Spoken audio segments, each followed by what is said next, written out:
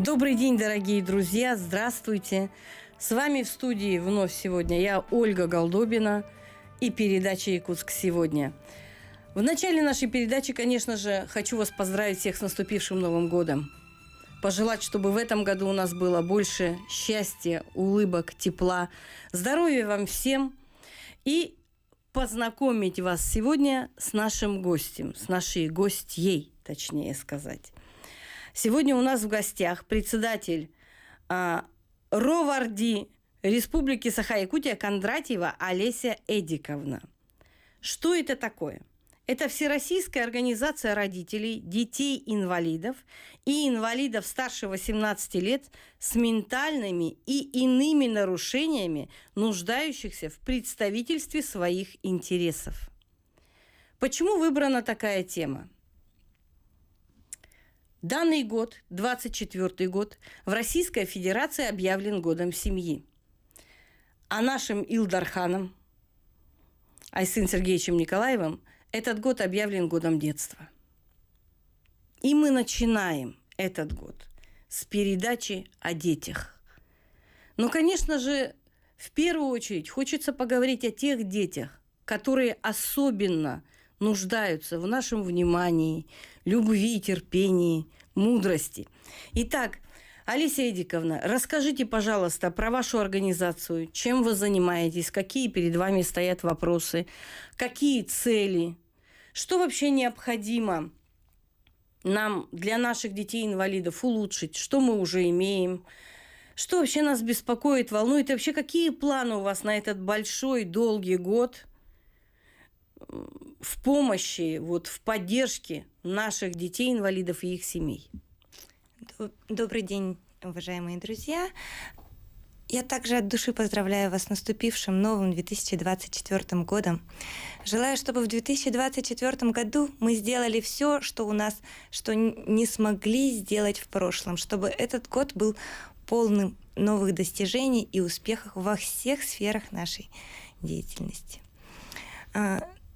ВАРДИ – это такая организация, это аббревиатура, сокращенная ВАРДИ, Всероссийское общество родителей детей с инвалидностью. ВАРДИ у нас существует в 75 субъектах Российской Федерации.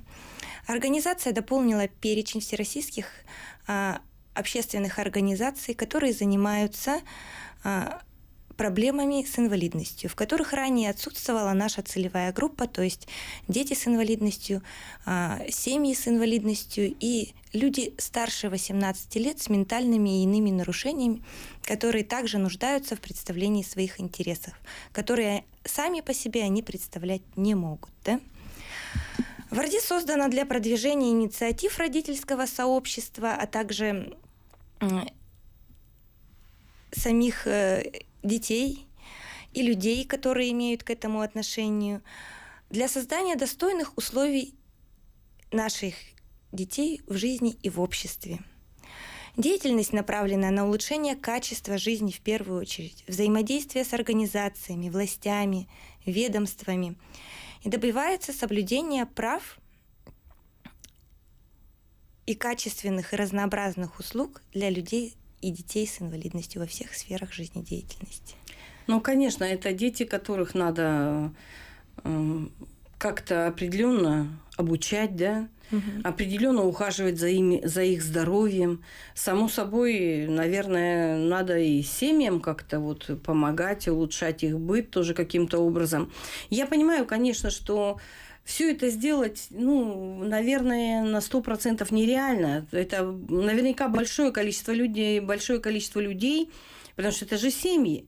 И во многих семьях не один ребенок, там может быть один ребенок инвалид, но остальные дети здоровые, слава богу, да, развивающиеся. А сколько у нас в республике, в нашей республике, сколько у нас сейчас, хотя бы в среднем, семей с детьми-инвалидами? На данный момент у нас более 7 тысяч детей с инвалидностью. Это большое количество. Большое достаточно количество, и оно растет. То есть у нас все равно процент детей с инвалидностью в республике увеличивается. Ну, это, наверное, еще связано с тем, что у нас все-таки холода, отдаленные районы, там у нас более такие сложные, скажем так, условия жизни. И, конечно же, там решать какие-то вопросы по здоровью, тем более с ребенком сложным, это довольно трудно. Я сама мама ребенка-инвалида, у меня тотально слепой сын. И поэтому я прекрасно понимаю, чем вы занимаетесь. И, конечно, это благородный, огромный труд. На самом деле предусмотреть все для ребенка, чтобы было максимально оптимально сделано. Ну, внутри семьи родители еще постараются. А внутри там города, республики, государства, это, наверное, все равно сложно. Постоянно возникают какие-то новые вопросы, новые какие-то необходимые проблемы, которые надо решать. И решать их, скажем так, не откладывая в долгий ящик. Например, адаптация слепых, скажем так, да, ну, грубо говоря. Да. У меня вот, так как у меня сын слепой, я прекрасно знаю, что ему нужны определенные средства для передвижения, чтобы он мог спокойно на улицу выходить и так далее. Ну, он у меня уже взрослый человек, но вот, тем не менее, ему 35 лет, вот с 2 лет он у меня на инвалидности. И поэтому эта тема мне очень близка, я отлично вас понимаю. И я помню, как мы вот в те годы, в 90-е, по-моему, у нас все-таки был бесплатный проезд в автобусах. А сейчас есть это? Вот я сейчас-то не в курсе даже, что происходит. Ну, на самом деле бесплатного проезда детей с инвалидностью в общественном транспорте у нас нет.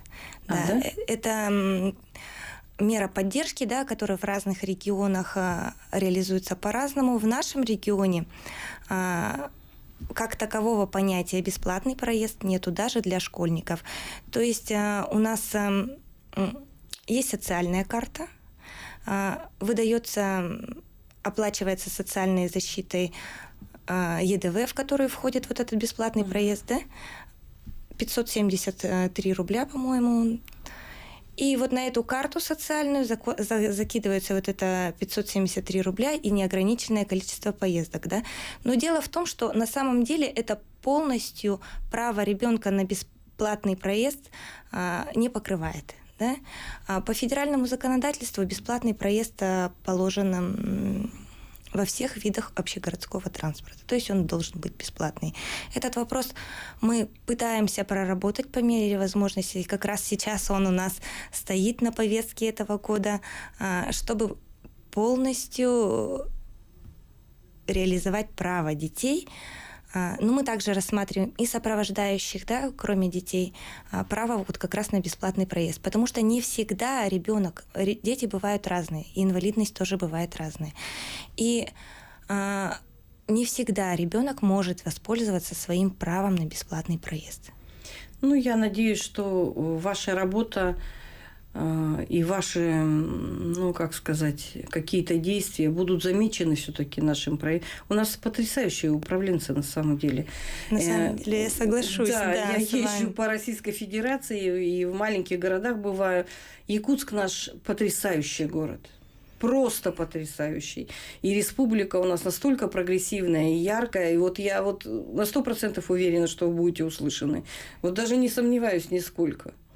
Я с вами полностью согласна. Да, у нас действительно очень грамотные руководители, да, которые умеют слышать важные моменты. Да, не всегда получается их реализовать одномоментно, да, какой-то промежуток времени нам приходится проходить какой-то путь, да, но тем не менее... Ну, это работа, это обычная работа, которую надо делать, да?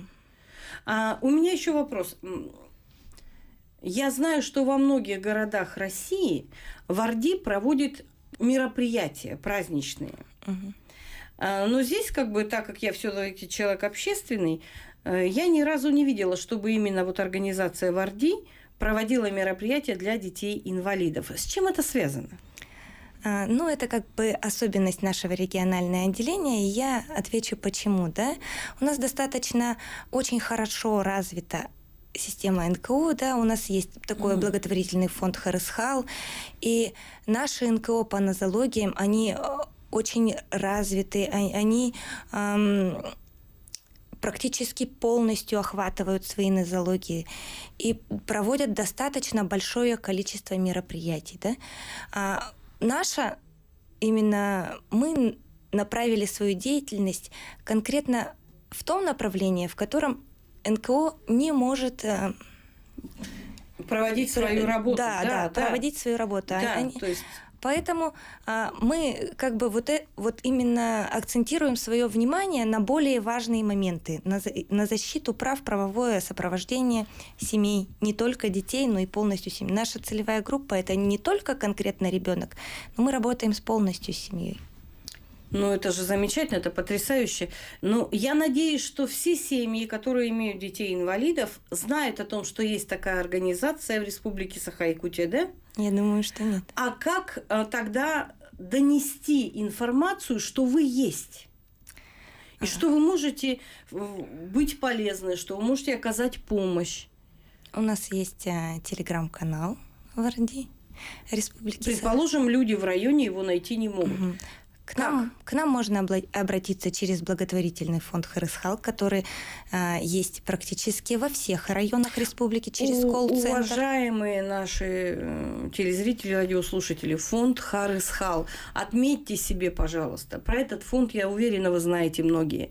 Фонд «Харысхал». Через этот фонд вы можете обратиться во Всероссийскую организацию родителей детей-инвалидов, инвалидов старше 18 лет с ментальными и иными нарушениями, нуждающимися в представительстве своих интересов в Республике Саха-Якутия, руководителем которого является Олеся Эдиковна Кондратьева, которая сегодня присутствует на нашей передаче и отвечает на очень сложные вопросы на самом деле. Меня вот еще интересует, волнует вопрос образования детей-инвалидов. Расскажите, пожалуйста. Ну, вопрос образования – это очень такая самая, я думаю, болевая точка для всех родителей и детей, у которых есть проблемы со здоровьем. Все-таки у нас образование не до конца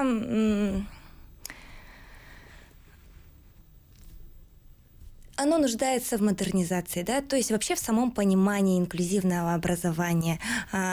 Вообще здесь необходима работа не только с педагогами, не только со школами, и даже не совсем даже с правительством, а вообще с родителями детей с инвалидностью, с родителями здоровых детей. Да. То есть, когда мы говорим об инклюзии, инклюзия – это когда здоровые дети обучаются в одном классе, с ребенком с особыми образовательными потребностями. Это очень важный момент, где они взаимодействуют, да, и учатся друг у друга. Здоровые дети учатся пониманию инвалидности, да, дети милосердию. Это главное, да, сейчас взаимопомощи, поддержки.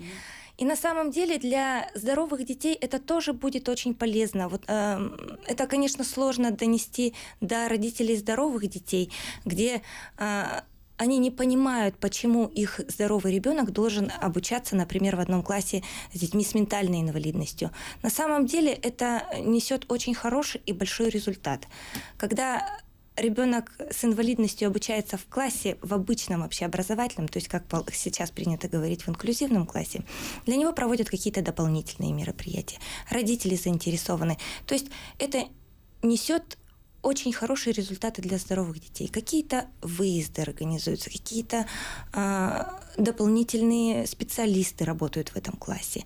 Вот в идеале это должно выглядеть так. Я думаю, мы к этому придем. Но я думаю, что милосердие, любовь друг к другу – это важно воспитать в наших детях. Это и есть любовь к родине. Если человек понимает человека, ребенок понимает и воспринимает ребенка, который не такой, как он, и с этим считается, старается быть с ним более, ну, скажем так, человечным, что ли, теплым, добрым. Это, наверное, и может воспитать в нас любовь ко всему окружающему. Это очень важные моменты. Я, опять же, вот, да, то, что у меня все-таки ребенок инвалид, и мы всю жизнь тоже учились отдельно. И я прекрасно понимаю, что нехватка вот этого определенного общения с другими детьми, она все равно как-то вот сказывается. Мы, в свою очередь, в своей семье делали все, чтобы у нас были друзья, здоровые, нормальные дети, которые учатся в обычных школах.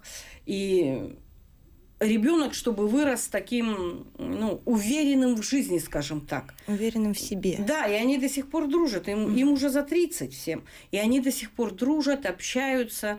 У них есть взаимоуважение, взаимопонимание. Они умеют быть добрыми и внимательными. Вот это тоже важно. И вот я как человек, как гражданин, вот на тему образования я с вами соглашусь. Я думаю, что это немаловажно. И, уважаемые родители, если нет этого понимания, то как бы мы уже должны как-то вот объединяться и чувствовать, что нам надо друг другу помогать, чтобы этим детям дать путевку в жизнь дальше. Сама по себе семья, на мой взгляд, не всегда может справиться. Не всегда может справиться, я полностью согласна, потому что человек, ребенок, он гражданин, он должен быть в обществе, не только в семье. Семья – это обособленный круг, в котором он чувствует защиту, в котором он полностью от всего огорожен. А когда он выходит в общество, он должен уметь себя там тоже чувствовать безопасно и уметь общаться с людьми, быть Быть на равных. социализированным. В социуме, да? Быть на равных. Да. Еще вот, Алисия Эдиковна, я тут краем уха услышала, что у вас в 23-м году было такое хорошее событие, связанное с общественной комиссией при Главном бюро МСЭ. Угу. Расскажите нам, пожалуйста. Мы приняли в составе общественной комиссии Главного бюро МСЭ обучение в сфере оптимизации работы вот этих общественных комиссий. При каждом ГБМС существуют общественные комиссии, которые работают с проблемами также по обращению родителей, да, по обращению граждан, с проблемами, связанными с прохождением МСЭ. На самом деле... Медико-социальная экспертиза. Да. Угу. На самом деле, что я могу сказать, наша медико-социальная экспертиза очень открыта. Мы очень много прорабатываем вопросов, связанных с прохождением МСЭ. И вот эти результаты мы пытаемся... Конечно, это все также очень долгая и трудоемкая работа. Мы пытаемся совместной нашей работой организовывать таким образом, чтобы родителям и гражданам, проходящим МСЭ, были понятны их права и возможности при столь важной процедуре прохождения. Еще вы сказали в самом начале, вернее, до начала передачи, что теперь родитель может спокойно пойти к врачу и затратить одно и то же время на обследование себя и ребенка. Я правильно поняла или нет? Немножко не так. Расскажу, как это на самом деле выглядит. У нас осталось 1,5 минутки. Я надеюсь, мы успеем. 1,5 минутки, да. Мы внесли предложение на Совете по делам инвалидов при президенте республики, в котором при совместной госпитализации с ребенком-инвалидом родитель может проходить необходимые медицинские исследования совместно с ребенком. То есть, когда мы с ребенком сдаем анализы, родителю тоже необходимо для поступления в медучреждение пройти какой-то конкретный набор анализов. Вот эти направления на эти анализы может выписывать врач-педиатр. И получать результаты можно тоже у врача-педиатра. Я думаю, в начале этого года все-таки это будет введено во всех поликлиниках, и тогда намного упростится вот как раз обследование при поступлении в лечебные медицинские учреждения. Алисия Эдиковна, я хочу вам сказать огромное спасибо за то, что вы к нам пришли сегодня в студию, за то, что вы рассказали нам не обо всем, конечно, но о каких-то вещах, которые нас с вами все равно волнуют. Мы живем в этом обществе, мы живем среди людей, мы видим, что кому-то нужна помощь. И я считаю, что это просто обязанность человека и гражданина обратить на это внимание, оказать помощь, не быть равнодушным, жить в любви и понимании. Дорогие друзья, мы сейчас уходим на рекламу. Оставайтесь с нами. Второй блок будет очень интересным.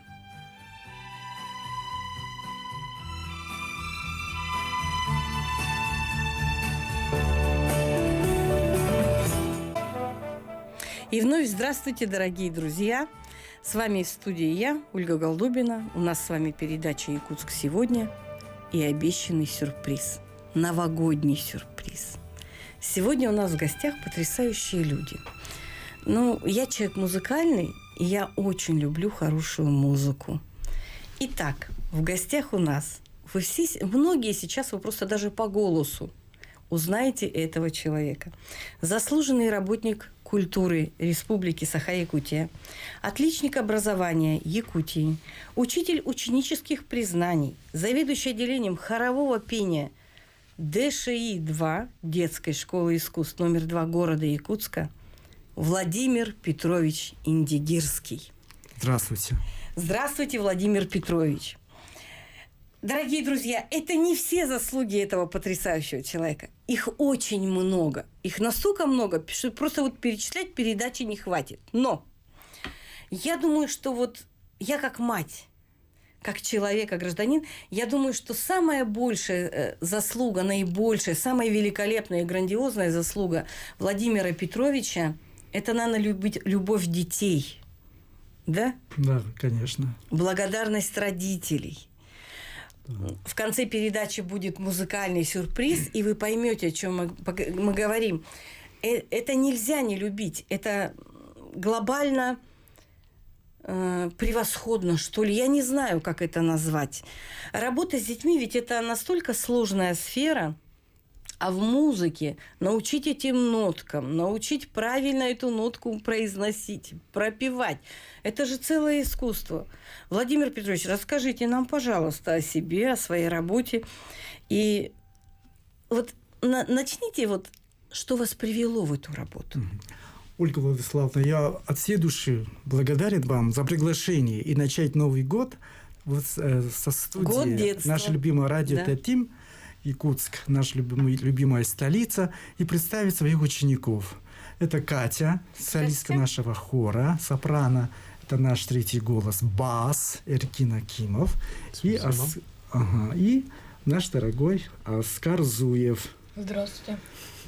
Я хотел бы начать с того, что вот в уходящем году, в 2023 году, мне исполнилось 40 лет педагогической сферы. То есть вот именно музыкальной педагогикой я занимаюсь по окончанию музыкального училища еще в прошлом веке. И вот уходящий год я хотел бы, пользуясь случаем, эфиром, поблагодарить тех людей, которые меня вот перед Новым годом поздравили. Это начальник образования городского мэрии нашей, Мария Петровна Петрова. Она так поздравила меня с Новым годом, добрые напутствия сказала. И руководитель проекта «Музыка для всех» Ольга Михайловна Харайбатова. И это вот их поздравление меня так воодушевило.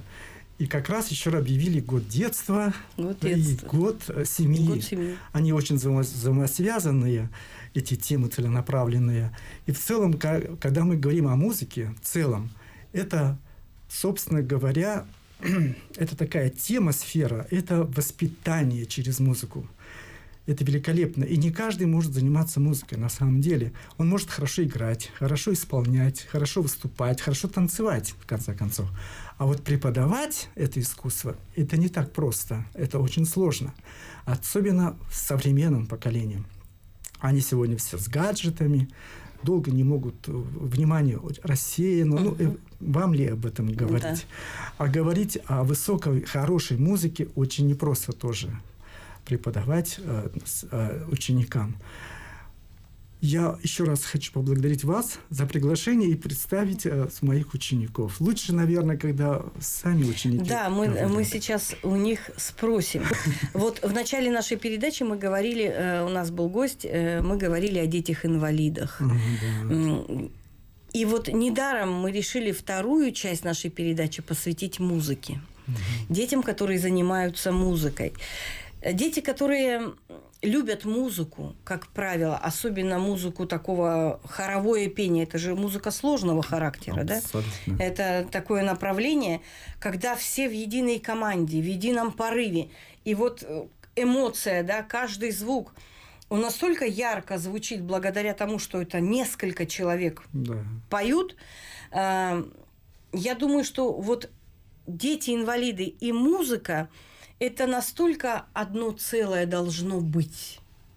Настолько вот этим искусством мы можем принести благо. Ну, может быть, я громко скажу, кого-то излечить. На самом деле я считаю так, что музыка – это духовный наш лекарь. Бесспорно. Хорошая музыка, хорошая, яркая культура. Поэтому, что вас привело в хор? Катерина, почему вы решили петь в хоре?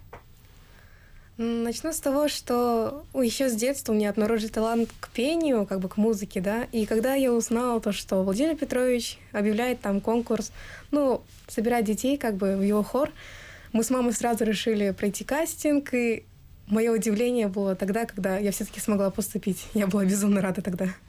Ну, Владимир Петрович сразу, наверное, заметил твой талант, потому что ты яркая на самом деле. Спасибо. И желание петь, это же не каждый может петь. Ну, согласитесь, я не знаю, это же даже статистика какая на эту тему происходит. Мы же даже этого не знаем. Ну, ты учишься в школе. В классе сколько детей поют? В моем классе? Ну, максимум 2, да? Кто там Только может? я. Только ты, один. Да. То есть у нас статистика идет 1 к 30. И это еще минимум, да? Если взять статистику такую больше, то это на 1 на 100. Эркин, а что у тебя вот сподвигло пойти в хор и пойти в хор к человеку с таким подходом к музыке? Ну, у меня тоже с самого раннего детства родители заметили, что я там пою всякие песенки, там, напеваю мелодии, и решили, что, вот, надо записаться в какую-нибудь музыкальную тему, и увидели, что там Владимир Петрович набирает детей, и сразу же решили туда пойти. И мы пошли, и меня взяли. Прекрасно, спасибо. Оскар, а ты что скажешь нам? Я пришел в хор Владимира Петровича, потому что у меня была любовь к музыке. И мне показалось то, что Владимир Петрович очень хороший преподаватель. Поэтому я решил тоже записаться к нему. Судя по тем голосам, какие я сейчас услышала, вы в микрофонах-то не сильно нуждаетесь. На самом деле. У вас прекрасные и красивые голоса. Я отлично понимаю, Владимира Петровича упустить это невозможно. Но самое главное, что я думаю, что эти голоса сейчас просто создали настроение не столько телезрителям, сколько радиослушателям, да? Да. Насколько это красивые, потрясающие голоса просто в диалоге. Я представляю, как это звучит в музыке. Но мы с вами в конце нашей передачи обязательно это услышим, дорогие мои. Владимир Петрович, расскажите, пожалуйста, а какие планы на 24-й год у вас? Планы, я человек мистический, не люблю распространяться о планах. Но я могу сказать о том, что я очень рад, что объявили год детства. Песен о детстве немало, но надо, конечно, выбирать самые хорошие песни. Ну, мы выросли сами тоже на детских песнях Евгения Крылатова. Вот какие у нас были советские хорошие песни. Потрясающие песни. Да. Мне кажется, что сегодня современными композиторами еще лучше этих песен выше уровня еще не создали. Да. Но я хочу сказать, что советские композиторы все равно талантливые, гениальные композиторы не затрагивали вот там Ленина, партию. Да. Поэтому их тоже можно исполнять. Например, детство. Нет, это надо петь всегда. Да, или крылатые качели. Потому что это все связано с... Если с другом вышел в путь, да, это сколько было песен? Бесспорно. Это вообще самые лучшие песни. И в походе. Да. И вот возле костра. И вообще... А в Артеке сколько песен дети пели? Да. Я помню, в советское время приезжали, у меня сестра была в Артеке, она с Артека столько песен привезла детских. Да.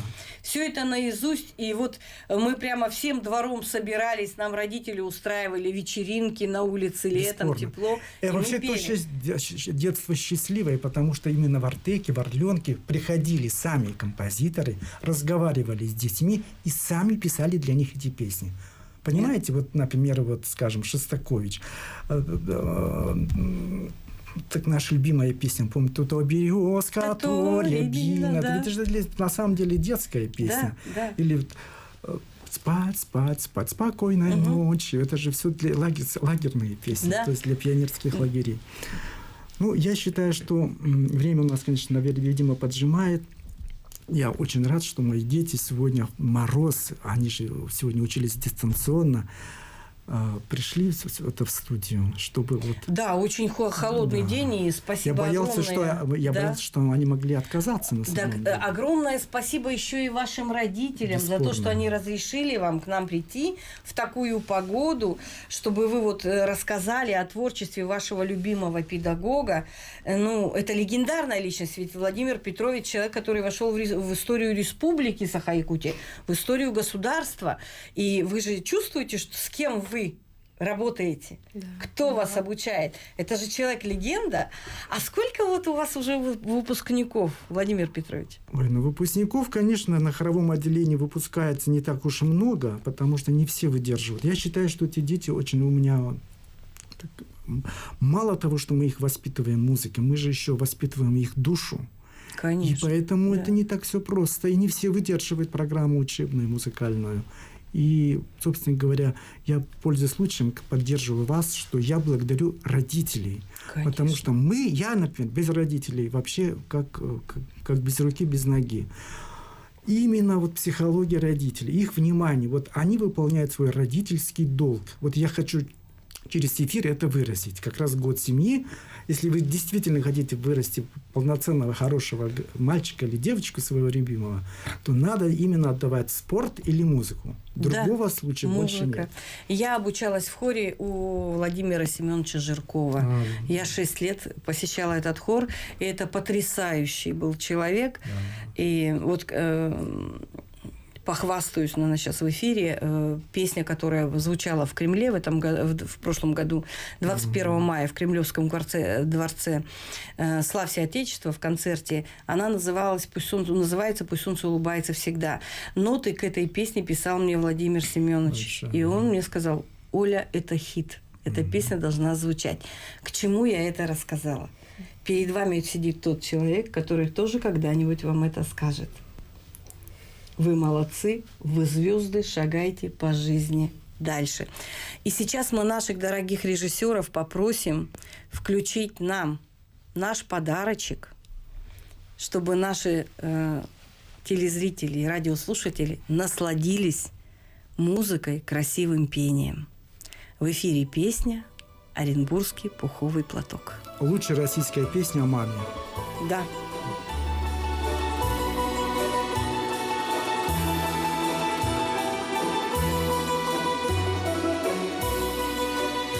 Этот южный неласковый вечер, когда снежная вдоль дорог, ты накинь, дорогая, на плечи оренбургский пуховый платок. Я его вечерами вязала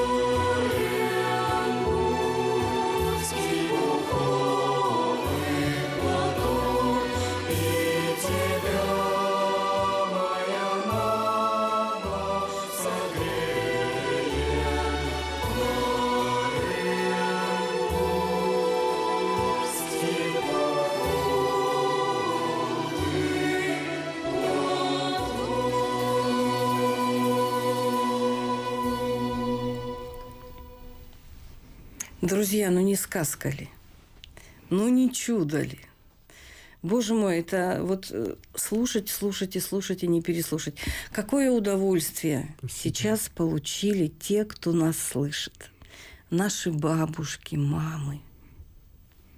Ну, спасибо. Спасибо. Это потрясающе. Мы очень тронуты. А я как тронута. Ой. Даже слеза.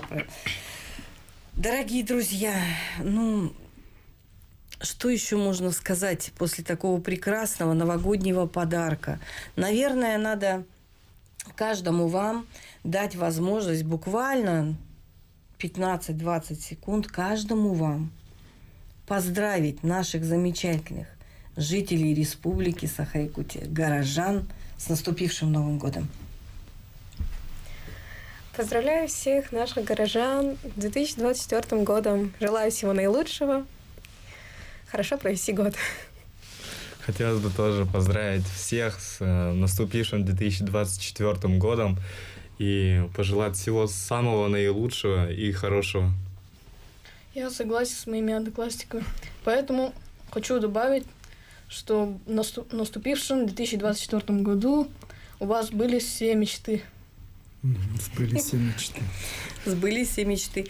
Как это правильно сказано? Дети совершенно не готовились, они не знали, какие вопросы мы будем задавать. И в прямом эфире вот так спокойно от души сказать это дорогого стоит, это замечательно. Владимир Петрович, ну вот плакать хочется до такой степени. От радости. Да, до такой степени трогает то, что вы делаете. Это чудесно. И я от всей души желаю вам в этом году, у нас новом наступившем году. Это год, не сомневаюсь, будет очень яркий. Событий будет масса. Я желаю вам успеха. Спасибо. Чтобы вот ваши дети всегда вас радовали. Чтобы вы покоряли новые вершины. Спасибо. И искренне желаю вам сделать большой концерт вашего хора в большом концертном зале в городе Якутске, чтобы вот этот зал был 700 человек, 1000, я не знаю сколько. Но чтобы это были те люди, которые будут, как я, в восторге от вашего искусства, от вашей любви, тепла и счастья. Дорогие друзья, на этом наша программа подошла к концу. Всего доброго, до свидания. С Новым годом вас! С новым счастьем. До свидания.